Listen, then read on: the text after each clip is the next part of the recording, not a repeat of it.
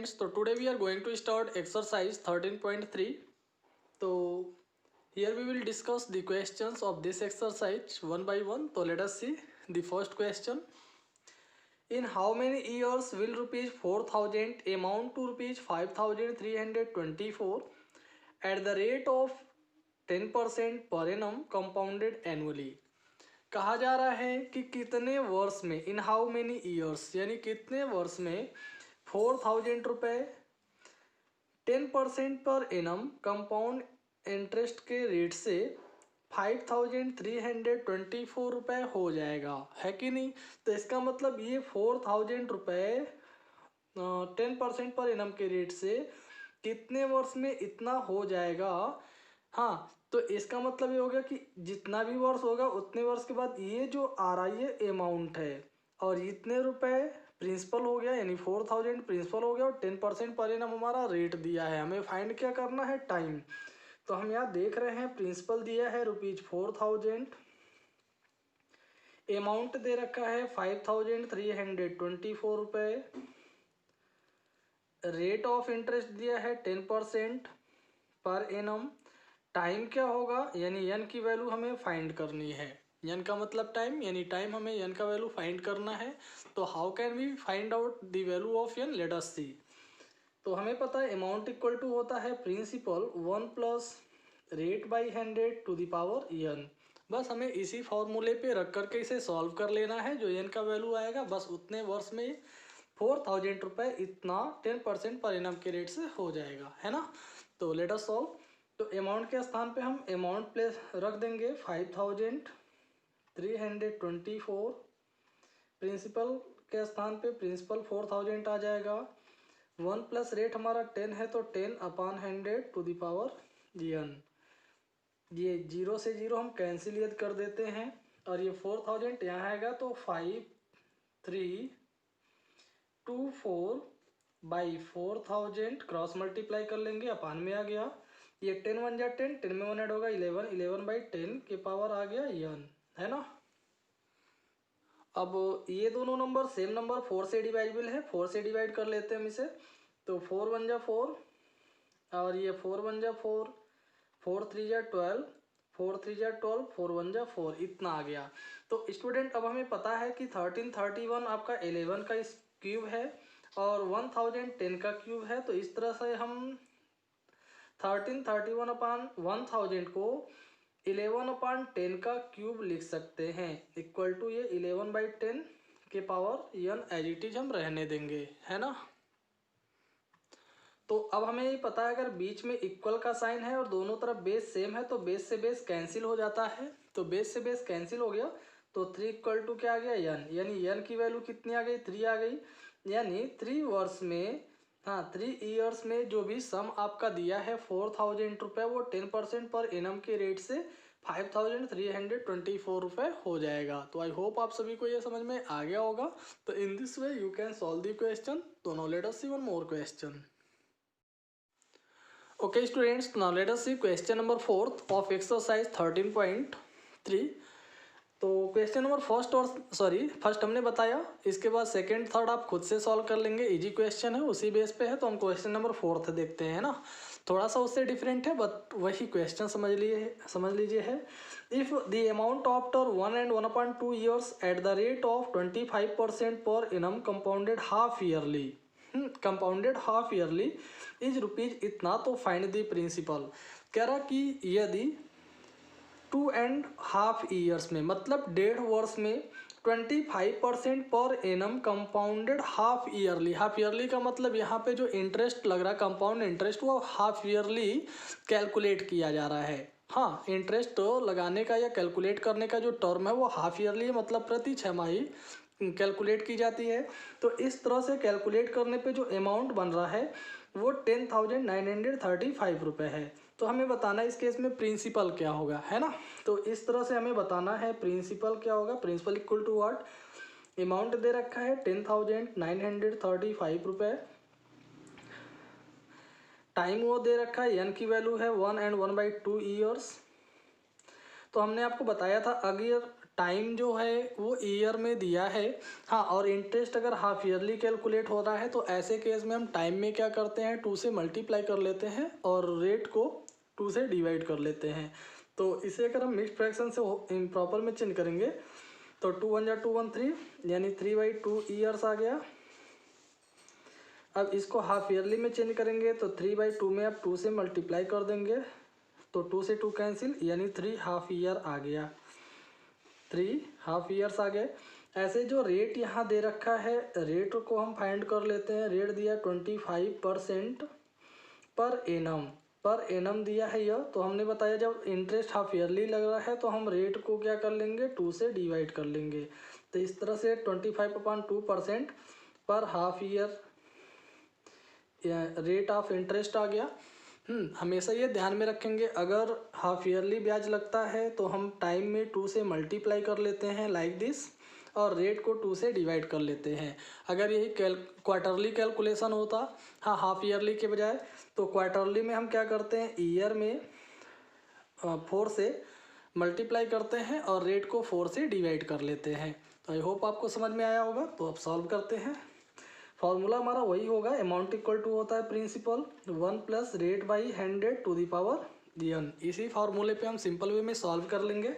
Amount कितना दिया है, अमाउंट कितना दिया गया है 10,935 रुपये। प्रिंसिपल हमें फाइंड करना एज इट इज हम रहने देंगे। 1 प्लस रेट आया है 25/2 और इंटू 100 रहेगा, ये रहेगा। n की वैल्यू आई है 3 तो यहाँ पे 3 आ गया है ना। अब इसे आप सॉल्व कर लीजिए। ये 25 1 जा 25, 25 4 जा होता है 100, है कि नहीं। तो इस तरह से नीचे बचेगा 4 और 2, तो 4 2 जा 8, 8 1 जा 8 और 1 9, यानी हम लिख सकते हैं 10,935 इक्वल टू प्रिंसिपल इंटू 4 2 जा 8, 8 1 जा 8 और 1 9, यानी 9/8 आ रहा है। ये पावर 3 है तो आप 9/8 ऐसे 3 बार लिख सकते हैं। हाँ, समझ में आ रहा होगा। अब हम क्या करते हैं, क्रॉस मल्टीप्लाई कर लेते हैं। क्रॉस मल्टीप्लाई करेंगे तो 10,935 इंटू 8 इंटू 8 इंटू 8 अपान, ये अपान में आ जाएगा, इसके अपान आएगा ये, तो 9 इंटू 9 इंटू 9 आ गया इक्वल टू, यहाँ प्रिंसिपल बच जाएगा। प्रिंसिपल हमें फाइंड करना है। अब अगर ये डिवाइजिबल है 9 से तो हम डिवाइड कर सकते हैं। 9 1 जा 9 होता है, 1 बचेगा, 9 2 जा 18, 1 आ रहा है तो 9 1 जा 9, 4 बचेगा, 9 5 जा 45, कैंसिल हो रहा है, कैंसिल कर देते हैं 9 से। तो 9 1 जा 9, 9 2 जा 18, 9 1 जा 9, 9 5 जा 45। अभी भी अगर 9 से डिवाइजिबल है तो कैंसिल कर सकते हैं। 9 1 जा 9, 3 बच रहा है 31, 9 3 जा 27, ये भी कैंसिल हो जाएगा। तो 9 1 जा 9, 9 3 जा 27, 4 बचेगा 45, 9 5 जा 45। अभी भी ये 9 से कैंसिल होगा, 9 1 जा 9, 9 5 जा 45। तो इस तरह 8 8 8 और 15 का मल्टीप्लाई कर लेते हैं। तो 15 इंटू 8 इंटू 8 इंटू 8 यही बच रहा है, तो इसका मल्टीप्लाई करने पे आ रहा है, तो मल्टीप्लाई करने पे यहाँ आ रहा है, हाँ, 7680। तो इस तरह से प्रिंसिपल आपका आ गया 7680। तो in this way you can solve the other questions. तो आई होप स्टूडेंट आप सभी को ये क्वेश्चन समझ में आया होगा। तो अगर आपको समझ में ना आया हो तो वीडियो आप फिर से बैक करके देख सकते हैं और अच्छे से समझ सकते हैं। Thank you. ओके स्टूडेंट्स, तो now let us see question number 6।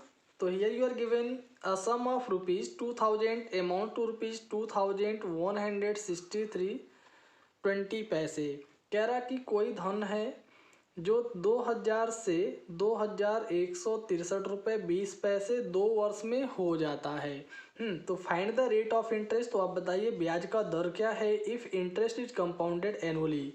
अगर इंटरेस्ट कंपाउंड इंटरेस्ट हो और एनुअली लगता हो, है ना। तो इस केस में कह रहा कि इतने रुपए इतना हो जाएगा, मतलब प्रिंसिपल 2000 रुपये हो गया, अमाउंट हमारा हो गया 2163.20, टाइम दिया है 2 ईयर्स, रेट पूछा गया यानी हमें आर का वैल्यू फाइंड करना है। रेट ऑफ इंटरेस्ट क्या है ये हमें फाइंड करना है। तो how can we find this, let us see. तो इस क्वेश्चन को भी स्टूडेंट हम अमाउंट वाले फॉर्मूले पे रखेंगे। अमाउंट इक्वल टू होता है principal 1 plus rate by 100 to the power n। हम सभी क्वेश्चन को इसी पे 1 बाई 1 करके सॉल्व कर लेंगे। बहुत ही आसान सा फॉर्मूला है यह। हाँ, बहुत ही आसानी से सभी क्वेश्चन को हम इस फॉर्मूले के द्वारा सॉल्व कर सकते हैं। तो here the amount is 2163.20 and principal is ₹2000। 1 plus rate हमें फाइंड करना है, एज इट इज रहने देंगे। टाइम का वैल्यू दिया है 2 ईयर्स, तो यहाँ पे 2 आ गया।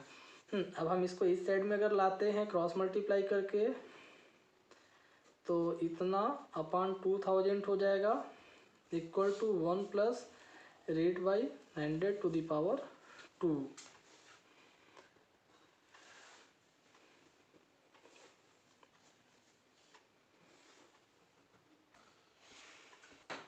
ओके स्टूडेंट्स, तो अब अगर हम इसे डिवाइड कर लेते हैं 2 से, तो 2 1 जा 2, यहाँ 3 0 बच जाएगा।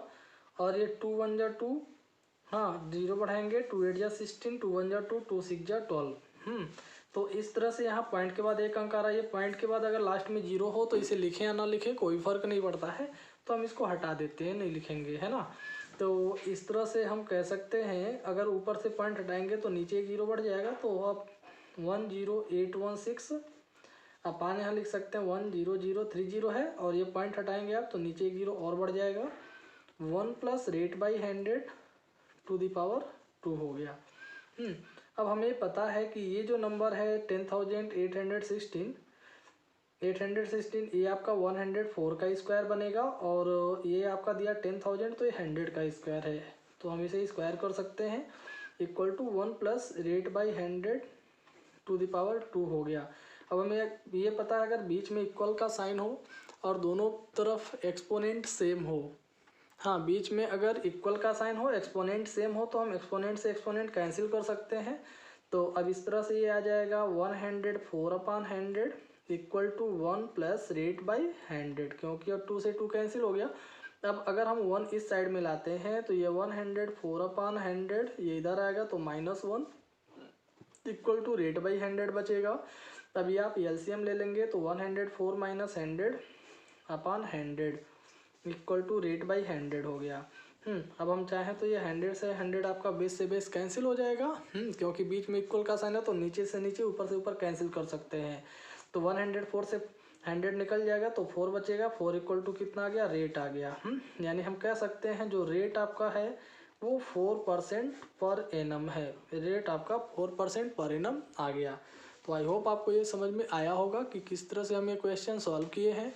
तो वो जो क्वेश्चन है आपका अमाउंट का, amount equal to principal 1 plus rate by 100 to the power n, बहुत ही इजी फार्मूला है। इसी के द्वारा आप सभी क्वेश्चन को सॉल्व करेंगे। अब बाकी क्वेश्चन आप खुद से सॉल्व कीजिए, अगर कहीं डाउट है तो आप पूछ सकते हैं। Thank you.